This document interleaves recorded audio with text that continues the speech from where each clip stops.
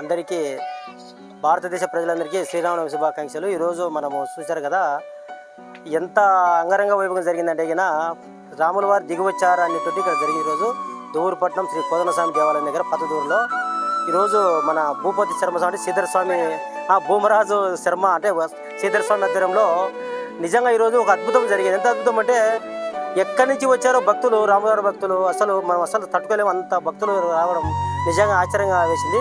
ఎంతమంది అందరికీ అన్నప్రసాదాలు అందించడం జరిగింది.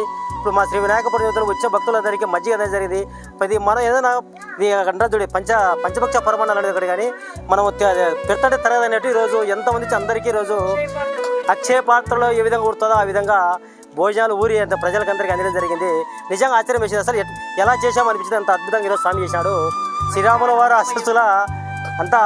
వారి ఆశీస్సులతో ఈరోజు ఇంత అద్భుతం జరిగింది. దానికి మూలకారుడు మా స్వామి. ఈ స్వామి పిలుపుతోనే మేము ఈరోజు ఇక్కడ మేము గత కొన్నేళ్ళగా మాకు కానీ సేవ కల్పించే భాగ్యము ఆయనకు సేవ చిన్న వయసులో మాకు ఇవ్వడం కానీ చాలా సంతోషంగా ఉంది.